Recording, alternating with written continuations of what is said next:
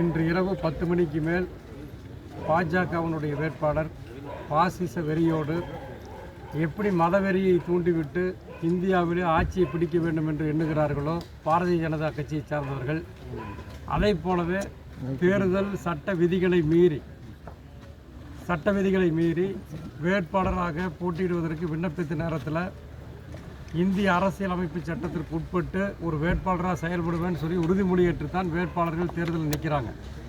ஆனால் பார்த்தீங்கன்னா பாஜக வேட்பாளர் பாசிசத்தை தூண்டுகின்ற வகையில் சட்டத்திற்கு புறம்பாக இரவு 10 மணிக்கு மேல் 10:45 மணி வரை வார்டு 28 கோவை மாநகராட்சி வார்டு 28 சிங்கானூர் தொகுதியில் ஆவரம்பாளையம் என்ற பகுதியில் பிரச்சாரத்தை செய்திருக்கிறார். இவர் தேர்தலில் நிற்கும் பொழுதே சட்டத்தை மதிக்காமல் சட்ட விதிகளை புறந்தள்ளிவிட்டு இப்படிப்பட்ட அடாவடியாக அராஜகமாக அரசியல் சட்டத்தை மீறி அத்துமீறி தான் என்ற ஒரு ஆதிக்க வெறியோடு அவர் இன்று செயல்பட்டிருக்கிறார். இந்த வாரத்தில் பல இடங்களில் அந்த மாதிரி பேசியிருக்கார். 10 மணிக்கு மேலே பேசியிருக்கார், பிரச்சாரம் செய்திருக்கிறார். இன்றைக்கும் அதை போலவே 10:40 மணி வரை பிரச்சாரம் செய்திருக்கிறார்.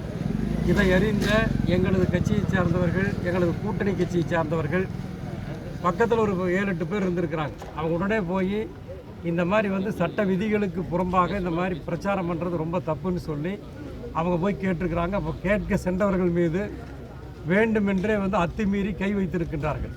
இது உண்மையிலேயே வன்மையாக கண்டிக்கத்தக்கது. தேர்தலிலே போட்டியிடுகிற பொழுதே கோவையில் இதுவரைக்கும் எத்தனையோ தேர்தல்கள் நடந்திருக்கிறது. நானும் பல தேர்தலில் நான் நின்று இருக்கின்றேன். அதே நேரத்தில் கோவையில் இதுவரை 10 மணிக்கு மேல் அனுமதிக்கப்பட்ட அந்த காலகட்டத்தை மீறி எந்த ஒரு வேட்பாளரும் இத்தனை ஆண்டு காலத்தில் யாருமே சட்ட விதிகளுக்கு புறம்பாக தேர்தல் பிரச்சாரத்தில் ஈடுபட்டது கிடையாது. ஆனால் பாஜகவினுடைய வேட்பாளர் அண்ணாமலை பாசிசம், அதிகாரத்தை, மதவெறியை தூண்டிவிட்டு ஆணவத்தோடு இங்கு நடந்திருக்கிறார். அவரோட அதிகாரத்தை முறை இங்கு காண்பித்திருக்கிறார். ஆகவே இது வன்மையாக கண்டிக்கத்தக்கது. உடனடியாக காவல்துறையும் இந்திய தேர்தல் ஆணையமும் உடனடியாக விசாரித்து தக்க நடவடிக்கை எடுக்க வேண்டும். அவர் மீது வழக்கு பதிவு செய்ய வேண்டும்.